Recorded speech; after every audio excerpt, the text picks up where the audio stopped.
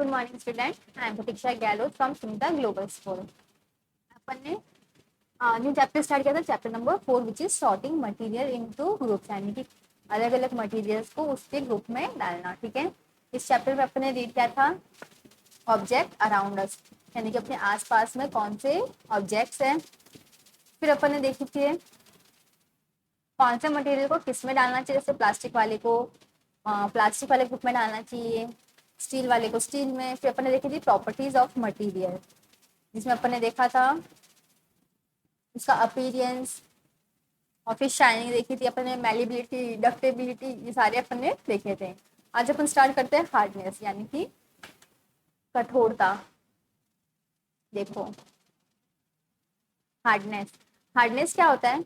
When you press different material with your hand, यानी कि अगर आप है ना अलग अलग के मटेरियल को अपने हाथ से प्रेस करोगे, some of them may be hard to compress while others can be easily compressed.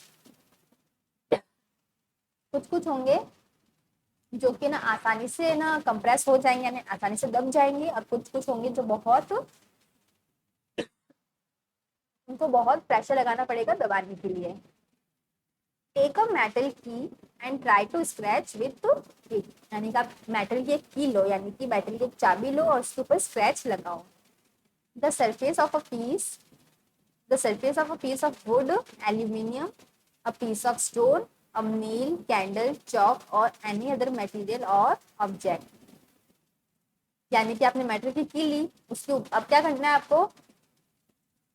कोई भी वुड ले लो, लकड़ी ले लो, एल्यूमिनियम ले लो, पीस ऑफ स्टोन ले लो, नेल ले लो यानी कि कील, कैंडल ले लो, चौक ले लो, ये सारी चीजें ले लो। फिर इसको क्या करना है? इस मेटल की पे रगड़ना है। You can easily scratch some materials while some can not be scratch so easily.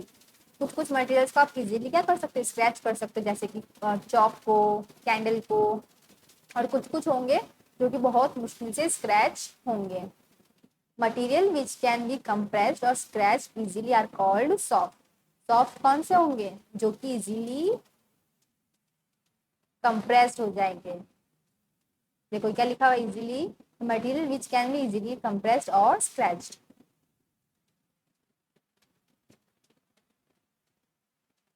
तो वो क्या कहलाएंगे? Soft material.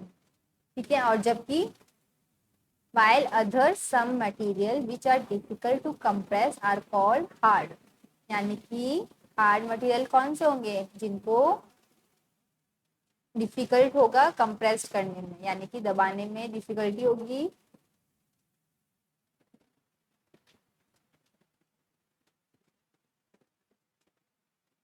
For example cotton sponge is soft while iron is hard. आपको पता है कॉटन होती है वो सॉफ्ट होती है, स्पॉन्ज होता है, यानी कि स्पॉन्ज आप सबने देखा, स्पॉन्ज पर अपन आराम से दबा सकते हैं, वो भी सॉफ्ट होता है, जबकि आयरन क्या होता है? हार्ड होता है। ठीक है, in appearance materials can have different properties like, जो मटेरियल्स होते हैं ना उनकी अलग अलग प्रॉपर्टी होती है, यानी कि वो दिख रहे कैसे है, उनमें शाइन है या नहीं, या वो हार्ड है या रफ है, या उसके सरफेस स्मूथ है, वो क्या है? Different properties like lustre, hardness, be rough और smooth. Can you think of other property that describe the appearance of material? क्या आप और भी अलग तरीके की प्रॉपर्टी सोच सकते हो? अब देखो हमारा नेक्स्ट टॉपिक क्या है? Soluble and insoluble. आपको क्या करना है? Collect sample of some solid substance such as sugar, salt, chalk powder, sand and sawdust. यानी कि सॉल्यूबल और इनसॉल्यूबल। सॉल्यूबल का मतलब क्या होता है? किसी पानी में या किसी भी लिक्विड में उसका सॉल्यूबल होना, यानी कि उसका घुलना मिलना, क्या होगा? सॉल्यूबल। और जो कोई भी मटेरियल हो गया, कोई भी कंपाउंड होगा, या कोई भी सैंपल हो गया, कोई भी सब्सटेंस होगा, वो अगर लिक्विड में घुलेगा नहीं, मिक्स नहीं होगा, तो वो क्या कहलाएगा? इनसॉल्यूबल। तो आपको ये सारी चीजें लेनी है। टेक 5 ग्लास और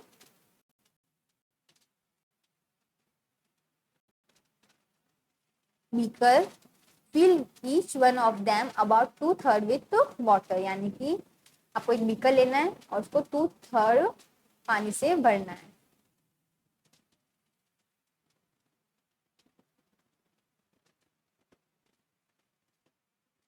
add small amount of sugar to the first glass.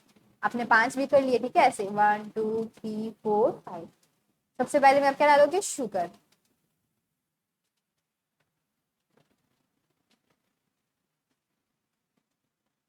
फिर सेकंड में क्या डालोगे, salt. Similarly add small amount of other substance into the glass, और बाकी बचे हुए सब्सटेंस है ना उसको आप अलग अलग ग्लास में डालना। Stick the content of each of them with a spoon, और फिर आपको क्या करना है, उसको स्पून से हिलाना है। वेट फॉर 2 मिनट, थोड़े टाइम के बाद में रुकना है। Other observe what happened the substance add to water, तो इसमें से क्या होंगे, कुछ कुछ पानी में मिक्स हो जाएंगे और कुछ कुछ मिक्स नहीं होंगे। जो पानी में मिक्स हो जाएंगे वो अपन को ना सिर्फ उसका कलर चेंज हो जाएगा, तो वो अपन को दिखेगा नहीं, और जो सॉल्युबल नहीं होंगे, जो कि पानी में नहीं सॉल्युबल हो रहे या मिक्स नहीं हो रहे, तो वो सरफेस पे रहेंगे या फिर नीचे आ जाएंगे, ठीक है। जैसे कि देखो, salt disappear completely in water, यानी कि पूरा डिजॉल्व हो रहा है। शुगर है, वो भी पूरा डिजॉल्व होगा। सैंड है, वो थोड़ी सी डिजॉल्व नहीं होगी। चॉक पाउडर है, वो भी नीचे की तरफ आ जाएगा। सॉल्ट डस्ट भी थोड़ा सा अच्छे से डिजॉल्व नहीं होगा। देखो तो आप क्या नोटिस कर रहे हो, you will notice that some substance have completely disappeared और dissolve in water. We say that the substance are soluble, यानी कि जो पूरे अच्छे से डिजॉल्व हो रहा है वो क्या कहलाएगा, सॉल्युबल। सॉल्युबल मतलब dissolve properly,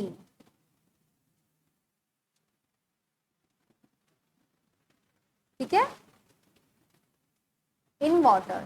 Other substances do not mix with water and do not disappear even after we stir for long time. These substances are insoluble, यानी कि कुछ ऐसे सब्सटेंस होते हैं जिसको अपन बहुत देर तक मिक्स भी करें तो भी वो डिजॉल्व नहीं होंगे। तो इनसॉल्युबल वाले कौन से होते हैं, जो कि dissolve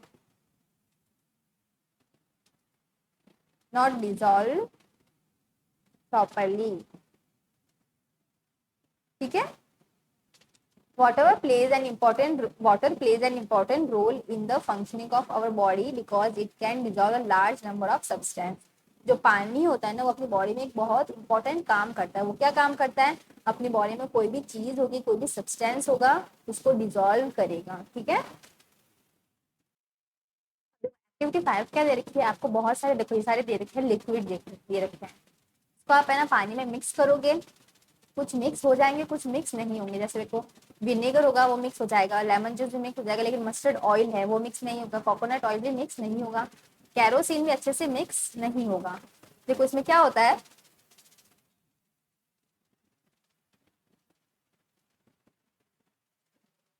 some gases are soluble, यानी कि कुछ गैसेज होती है ना वो पानी के अंदर सॉल्यूबल हो सकती है, लेकिन some gases are soluble in water whereas other are not, यानी कि कुछ गैस होती है वो सॉल्यूबल होती है पानी में लेकिन कुछ नहीं होती है। Water usually has small quantities of some gases dissolve in it, जो पानी होता है यानी कि वाटर होता है उसमें ना कुछ गैसेज होती है जो कि इसके अंदर क्या होता है, डिजॉल्व होती है, किसमें, पानी में, ठीक है। जैसे कि ऑक्सीजन, ऑक्सीजन गैस होती है पानी में। Oxygen gas dissolved in water is very important for the survival of animal and plant that live in water. जो पानी में ना एनिमल्स रहते हैं जैसे कि फिश वगैरह है, एनिमल्स या फिर प्लांट्स भी होते हैं, उनको तो ऑक्सीजन चाहिए होती है सांस लेने के लिए। इसलिए क्या होता है, वाटर के अंदर ऑक्सीजन डिजॉल्व होती है। उससे क्या होगा कि जो एनिमल होंगे या फिर प्लांट होंगे वो अपनी लाइफ साइकिल चलाएंगे, ठीक है, वो इसमें से ऑक्सीजन लेंगे। अब नेक्स्ट है अपना, ऑब्जेक्ट में फ्लोट और sink in water. While doing activity, you might have noticed that insoluble solids separate out from the water. आपने देखा होगा जो soluble होते हैं वो तो पूरे अच्छे से मिक्स हो जाते हैं, लेकिन जो insoluble होते हैं वो मिक्स नहीं होते हैं। तो जो insoluble solids होंगे वो पूरे अलग हो जाएंगे। You have also noticed with some liquid in activity 5, upon activity 5 में liquid के साथ भी देखा। These materials that did not mix with water floated to the surface of water, other may have sunk to the bottom of the tumbler. कुछ कुछ जो थे वो पूरे मिक्स हो रहे थे, कुछ कुछ पूरी सरफेस के ऊपर आए हुए थे।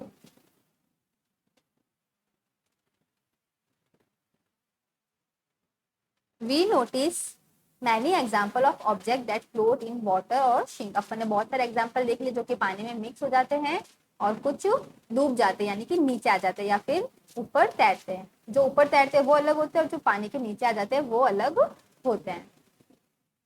Dried leaves fallen on the surface of a pond, यानी कि अपन देखेंगे जो सूखी पत्तियां होती है वो पानी के ऊपर रहती है, जबकि जो अगर अपन पत्थर को पानी के अंदर फेंकेंगे तो वो नीचे चला जाएगा। यानी कि जो सूखी पत्ती होगी उसको अगर अपन पानी में डालेंगे तो वो ऊपर रहेगी। और ये क्या है, लीफ, ड्राई लीफ, तो ये है ऊपर रहेगी। और अगर अपन पत्थर ले लेंगे, स्टोन, उसको अगर पानी में डालेंगे तो स्टोन कहाँ जाएगा, नीचे, तो क्या हो जाएगा, सिंक हो जाएगा यानी कि डूब जाएगा। A stone that you throw into this pond, a few drop of honey that you let fall into glass of water, आप थोड़ी सी हनी के ना ड्रॉप को डालना, what happened to all of these, तो क्या होगा, कुछ जो होंगे वो ऊपर तैरेंगे और कुछ होंगे जो नीचे डूब के आ जाएंगे। अब अपना है ट्रांसपेरेंसी। देखो ट्रांसपेरेंसी क्या होता है, अपन बोल रहे ना कि ट्रांसपेरेंट है, यानी कि अपन उसके अंदर से आर पार देख सकते हैं, यानी कि वो ट्रांसपेरेंट होगा। You might have played the game of hide and seek, आप सबने हाइड एंड सीक का गेम खेला है। Think of some place where you would like to hide so that you are not seen by others. अब ऐसी जगह के बारे में सोचते हो जहाँ पे अगर आप छुप जाओगे तो वो अपन को ढूंढ नहीं पाएंगे। Why did you choose those place? Would you have tired of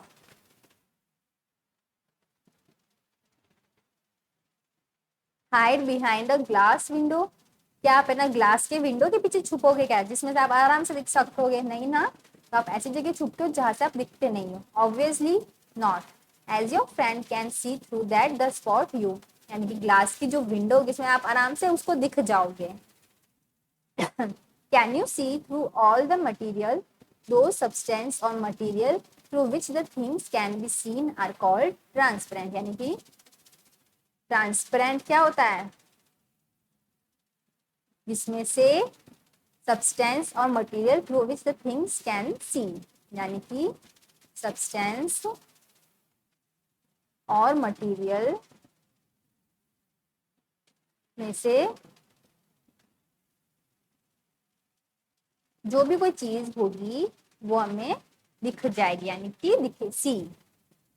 glass, water, air and some plastic are example of transparent material, यानी कि ग्लास में से भी अपन देख सकते हैं, पानी में से अपन देख सकते हैं, एयर यानी कि हवा में से भी सबको दिखता ही है, और कुछ प्लास्टिक होगा जिसमें से अपन देख सकेंगे, और ये क्या है, ट्रांसपेरेंट मटेरियल है। Shopkeeper usually prefer to keep biscuits, sweet and other eatable in the transparent container. आपने देखा होगा कि आप ना चॉकलेट्स वगैरह लेने जाते हो तो वहाँ पे चॉकलेट, बिस्किट वगैरह ट्रांसपेरेंट से कंटेनर में रखते हैं ताकि वो अपन को दिखे। तो the buyers can easily see these item, ताकि जो खरीदने वाले होंगे ना उसको आसानी से वो चीजें दिख जाएगी। On the other hand, there are some material through which you are not able to see. और कुछ मटेरियल ऐसे होते हैं जिसके अंदर आप देख नहीं पाते हैं। These material are called opaque, यानी कि opaque होगा जिसमें से आप नहीं देख सकते।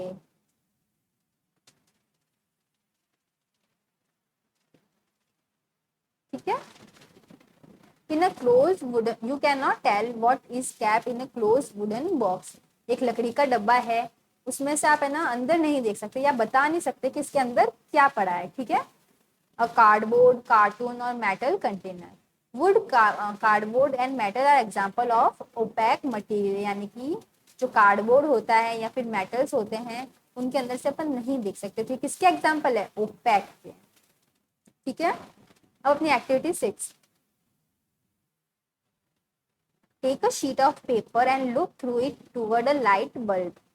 आप ना पेपर लेना, एक शीट का पेपर लेना और उसको ना लाइट बल्ब के सामने रखना। Make a note of your observation, आप ना फिर उसके ऊपर ऑब्जर्व करना। Now put 2 to 3 drop of some oil and spread it on the sheet of paper. अब क्या करना, पहले आपने पेपर से ऐसे रख के उसको ना लाइट को देखा, ठीक है, फिर बाद में क्या करना, ऑयल की कुछ बूंदे डालना पेपर पे, फिर उसके अंदर से देखना।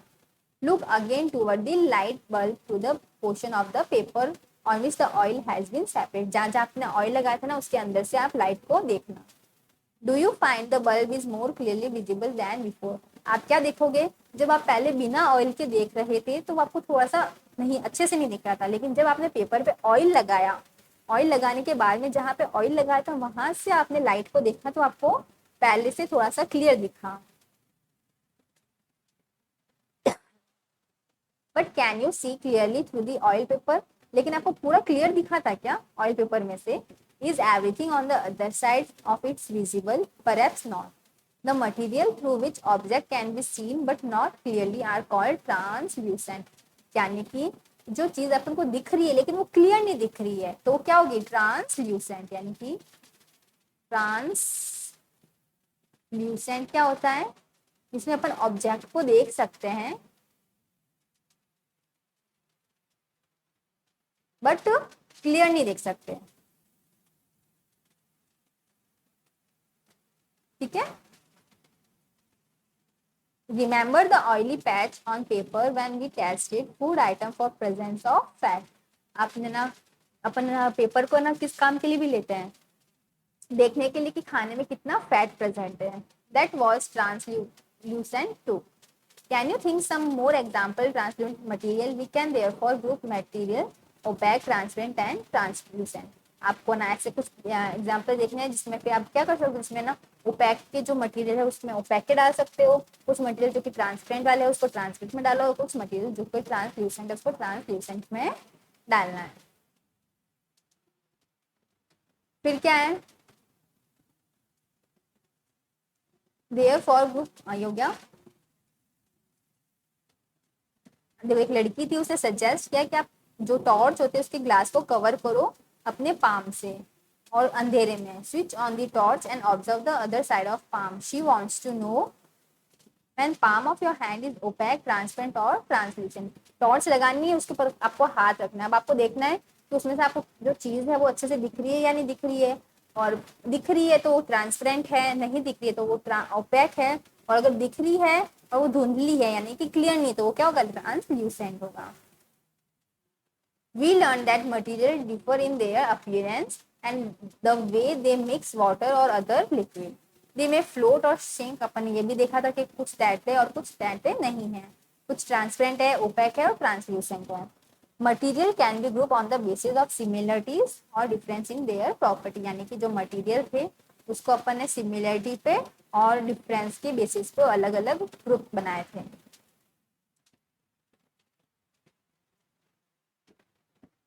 Why do we need to group material? In everyday life, we often group material for our convenience. Group में डालने से जो अपन को प्रॉब्लम नहीं होगी, अपने लिए भी इजी हो जाएगा कि अपन को बताना कि प्लास्टिक है या नहीं है, या कोई और सब्सटेंस है या नहीं है। At home, we usually store things in a such manner that similar objects are placed together. अपन घर पे भी ऐसी चीजों को एक जगह रखते हैं जो कि दिखने में एक जैसी हो। Such an arrangement help us to locate them easily, ताकि हमें वो आसानी से मिल जाए। Similarly, a grocer usually keep all type of biscuit at one corner of his shop. वैसे ही क्या होता है, जो ग्रोसर होता है वो सारे एक ही टाइप के बिस्किट को या फिर जो और जितने भी बिस्किट है उसको एक साइड में ही रखता है ताकि उसको सब चीजें मिल जाए। All shop at another while grain purchase are stored at the some other place। वैसे ही दूसरे लोग भी काम करते हैं। There is another reason why we find such grouping useful। एक और भी रीजन है जिससे हमें पता चल जाएगा कि जो ग्रुप करते हैं ना अपन वो यूजफुल क्यों है। Dividing material in group make it convenient to study their properties and also observe many pattern in these properties। अगर अपन ग्रुप को डिवाइड कर देंगे तो अपन को ना इसको पढ़ने में आसानी होगी। ये आपका चैप्टर कंप्लीट होता है। नेक्स्ट क्लास में अपन इसके क्वेश्चन आंसर्स देखेंगे। तब तक आज मैंने जो भी आपको रीड करवाया है आप उसको रीड करना, बहुत इजी चैप्टर है। अगर आप मेरी वीडियो को अच्छे से देखोगे तो आपको आसानी से समझ में आ जाएगा, ठीक है। तब तक के लिए stay home, stay safe, bye.